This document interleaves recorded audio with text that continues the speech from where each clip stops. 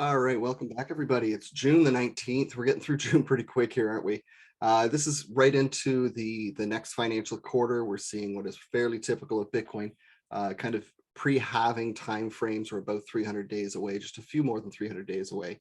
And that's primarily what we're going to talk about today is what's happening around this time period with the Bitcoin halving through history and kind of what to expect from here on out based on historical evidence, not that it has to happen. And then we're going to take a look at one of the things that's very different. There's one thing that's changed very specifically about the halving and the process point that we're at that has happened in the previous halvings, but not in this one. So I'm also going to jump back and forth between the words halving and halvening because I haven't decided in my brain yet which one is right. Let me know in the comments which one you think is right. Does it have an N in it or not? Clearly the right spelling doesn't, but I think halvening is a little more popular than we want to believe. All right, $26,700 Bitcoin. We're finally getting a little bit green towards the end of today. Pretty stale weekend, really flat weekend. Not changed that yet, but we're finally seeing a little volatility here as the price is kind of ticking up. You can see that tiny little local daily trend that we set up. We did break through it, but we got shut down by the 50-day moving average here almost right away. Going back over what we've covered previously, just very quickly, and then we'll scan through a couple alts, but they're not doing a whole lot either. We got down into the zone, the target zone that we've been monitoring for a long time, getting out of this head and shoulders, a break, a pullback, and right down to the target zone. This might not be over. If you take a look and you measure at the head and shoulders, lower is expected down in the 23,000s. If you take a look at the ABC pattern and you work out the waves within it, I think we're not done yet either, but that's all semantics, different technicals, and different things you're using on your chart. The end of the day, I draw this big red bar. Why? Because ever since we hit price action here, this level has been important. Back in 2020 on our way up through the $23,000, $24,000 range, it was important. It was important back here as we wicked out during one of the many bear market events back in May. I don't know if that one was Voyager or if that was actually, I think this was FTX. I just got to remember my timing, but no, actually, I think that was FTX. Either way, we've got Voyager, Celsius, FTX, you name it. There's been so many collapses over this bear market. We wicked directly down to that zone. Now, on the next push down, we'd already touched it, but we didn't need to pay attention to it. What it did act as instead, as we came up through those levels, is the top end resistance of the bottom of the bear market so far. It does look like we've put in a pretty established, well-managed bottom, broke through both major trend lines and back up and over the 200-day moving average. Interestingly enough, this zone counted again. That's that fourth, fifth time now. We've got recognition of this area, and we've just done it one more time. This is a very significant point of support and resistance, and this time, it's the most important of all of them. Why? We're not in a bullish trend. Why? We have other things in play. We have multiple patterns. It's not just a head and shoulders up here. I've seen other people chart up some other things, but the targets all work out to around the same area, that $23,000, $24,000, $25,000 area. And that's our support area now that used to be acting as resistance. What else is here? We have the 200-day moving average. We did not come down and touch it like we did back here after we broke through initially. Is that bullish? Well, I think it's good. We don't want to see lower value of Bitcoin, but at the same time, does it actually acknowledge that as a supportive structure under us? Not yet. The zone has been acknowledged, the macro support level, that 200-day moving average, and you know what happens when you break it to the downside? You don't come back. I mean, every bear market's been the same, but you could just trade the 200-day moving average and do very well in this market, eliminate all the other chaos in your head about trading and what's needed. It's a very reliable signal. Here we are sitting right beside it, just hanging about, trying to figure out what's coming next. If we break down through that 200-day moving average, we are likely in for more pain, and it makes me doubt that the bottom is actually in. Now, we have so many other reasons that we go into in our other videos about futures gaps and other structure within the chart about where those lower levels are at, but we're not going to get into that today. We're going to be a little bit more bullish today as we talk 300 days towards the Bitcoin halving. This is a big moment. This is where tides start to turn.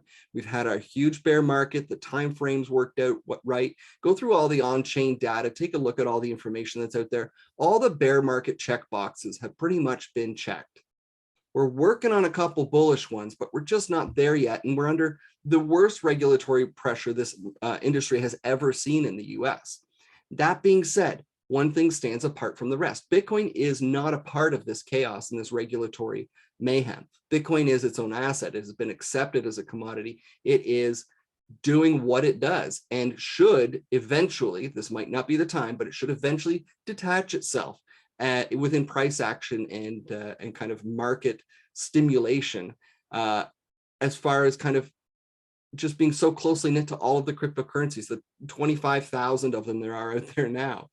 Bitcoin does have that attribute to it where it doesn't need to be involved in the rest of this stuff. It just is by association. And until that association changes and the adoption and the mindset around Bitcoin changes, it's just going to continue. So this might not be that time frame where we see that departure from the norm of Bitcoin and the alts kind of running back and forth off each other. But we are kind of heading into that territory where it seems a little more feasible, as the alts are definitely under siege right now from Mr. Scary Gary Gensler. So keep an eye on all that news. Ripple case seems to be starting to wrap up. That might have some major implications for where we go from here. But let's get into what else is going on out there. So 300 days before the Bitcoin halving, we know what we're looking at. We know our bearish line's down. We know we're not out of the woods here yet. Let's just make a new trend line. Oh, wow. Never mind. We haven't actually got out of the woods at all. You see that local trend line, you get down on your 4 hour and your 1 hour, you get excited for a breakout. Well, you better be somehow managing your risk exceptionally well and using enough leverage to make those little bits count, or they're meaningless. It is not worth the fight with leverage, in my opinion, especially with the sketchy, terrible quality of exchanges and DeFi that we have out there right now. There's a few bright lights, but so few and far between, not even considering it below the 50-day moving average being anywhere near bullish in this structure right now in the short term. We need that supportive structure to maintain. We need all of these trends to break. We need to maintain a higher low from our last one on the macro outset. And we know where our targets are above. We know exactly where they are because in all of our previous videos we've covered for the community members, we know exactly where our targets above are. No, they're not the green lines, but it's a pretty good idea of where to start. Anyways, moving into the halving again, let's take a look at what's going to happen to Bitcoin here. Now, 300 days before Bitcoin's moving average, and I've pulled a few different images out of some different articles here, and you can see kind of the timelines and ideas that are out there about necklines and accumulation zones and where we really get going up to the all-time highs. Heading into the Bitcoin halving, quite often we have set not necessarily all-time highs, but higher highs from where we were entering that neckline break, which would be our bear market zone down below us here. So about, what's that at, $24,000, I think. That neckline would have to be, well, it might be as high as 29, but I think they've got it clocked down there about 24, 25,000. So we're right at that neckline, just broke through it there. And in theory, we're heading into a period of accumulation. Now you can see the most recent breakthroughs took us up to a high and then pulled everything back up until the time of the halving. Previously to that, we did put in a higher high, pulled back to that neckline one more time, set up a new higher high, and even just before pulled back. So the consistency we're seeing here is in this time frame from now until the Bitcoin halving, we will typically find a new high in our current structure, our current trend up, at least one, maybe two, but at least one, and then it will pull back just before or before the Bitcoin halving itself, before it stabilizes and takes us on the next ride to parabolic land. That's the theory, right? So you can see kind of how this works out. The up to the peak, the pullback in the bear market, up and a pullback into the Bitcoin halving. So again, a pullback, up and a pullback into your bear market, set your new local high, get to your Bitcoin halving. Same thing repeats over and over again. Are we heading back to 50K before the Bitcoin halving? If this pattern repeats itself, It certainly seems possible, doesn't it? But this pattern is a bit different. And the one thing that I'm going to concentrate on this time, it's different in a very bullish way, a way that hasn't come up before. All right, one more chart here. You count back 55 bars before the halving, up only season. You count back 55 bars, 56 bars before the Bitcoin halving, up only season. You count back 55 bars from the last halving, up only season, plus a COVID. So not quite an up only. And you can see what happened here. Even if we cut out COVID, which we often do when we're looking back on that time period, Bitcoin just stayed stable. It took a couple months and it recovered, not a big deal. So even if that was a straight line on Bitcoin, it still came up and pulled back. So it's not quite just up only. And that was the name of the article I pulled this from. Finbold, I think, has a couple of these up. So here's our bottom currently, and we're in, quote, up only season. Now, a little premature to draw the parabola here. They're drawing as we get out of COVID, whereas we're actually sitting right around this zone right now and could be in for another dump that way if that structure were to hold up. The long story short is, if you're able to kind of hold on to things long enough, starting during this period of time, you're going to be just fine post halving. Patience, though. The halving isn't until April of 2024. We have almost a full year to go. I think it's 9 months away still.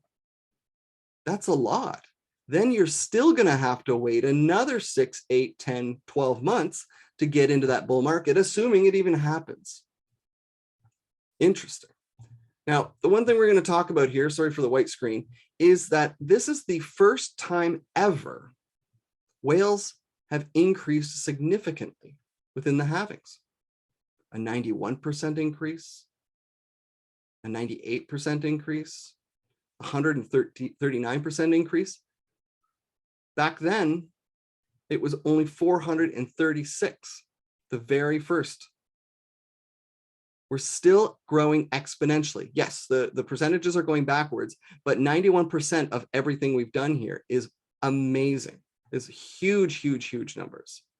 And you can see the whales taper off as we go through the back end of the bull market and people are selling. A lot of the whales are some of the smarter money that knows when to get out of the way, right? So they get out of the way. They're starting to build back up again.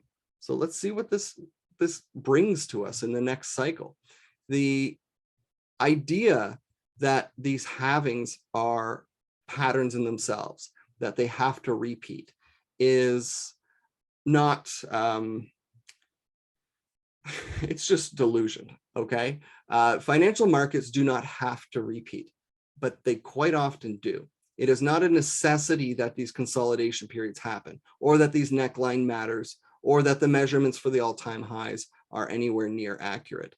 Most people are calling for about $200,000 of Bitcoin in the next Bitcoin bull run based on these sorts of measurements and these sorts of metrics. Before then, we are in theory going to go up and tap $50,000. I would say 48 maybe with a wick higher. That's my number up there. But 48 is about that zone where you're getting people so excited and so involved, you get to crush them because there's more money pulling it back down than there is going up. And that will set up the Bitcoin halving as it gets crushed back in half, back to 25, 20K, maybe even lower, but that will be pretty devastating for a lot of people. The psychology of this is exciting. The idea of this is exciting. If something's exciting, it's probably not worth simply banking on for that matter. When we go back to the chart here, what's your plan? How far zoomed out have you looked? Do you understand where you're at in the market structure of Bitcoin itself? Now we're here on a linear chart, log chart rather, instead of linear. And we know that we're probably not really out of the woods yet. We really haven't opened and closed a candle above this area even once just yet. We're trying, it's just not getting there.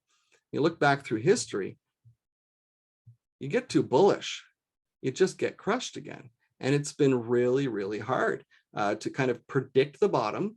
And if anybody tells you they did predict the bottom, they're lying because you don't get to know it until it's so far in the past.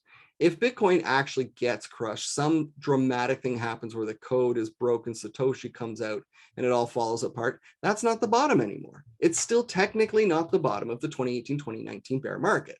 So just get your head straight, get your philosophy straight about where things are and what's happening, because this is not great. You zoom out to the monthly. When have we ever broke the monthly 200-day moving or 50-day moving average on the monthly? Never. We just opened and closed candles below it. We're struggling to break out of the downward kind of pressure that we're sitting under. Never, ever have we broke down below that. It's not bullish. So there's arguments for both sides. We're going to finish it up there with the Bitcoin halving conversation. But this is where we're sitting at right now. And I think it's really important to be excited, be interested, be watching. If this is your first bear market or your first or early time into a bull market, as we kind of are here, I keep saying I'm bullish until I'm not, and I'm bullish until I'm not. And we know where my levels are. Talked about them plenty, but this is technically a bullish trend happening at the moment. If this is your first time through either of these two market types, take the opportunity to journal, take the opportunity to take notes, because psychologically, after you've been through a few, like many of us have been, you start to understand what's happening through all of these cycles, what's happening on the way up, what's happened at the top, what happens at each and every one of these tops, and what happens every time we hit that bottom. There's a lot of normal psychological and market features that you can start to identify. And then when you finally find a bottom, for now, as we discussed, it sticks. You don't have to be exact, but it was pretty common knowledge based on the structure that was made here that somewhere down under about 5,000, down as low as 1,000 was going to be the bottom. Now you might say, but yeah, that's such a large range. That's okay. Zoom in when you get closer. Until then, treat it like it's not there. So every time you pump up, don't get excited that you just hit $7,000 and you were at $6,000 a month ago. That's not exciting. Save your excitement, save your interest for educated guesses. Don't take uneducated guesses. Don't follow the crowd. Think for yourself. So here we are, very similar situation. Bottom's probably in, probably for Bitcoin.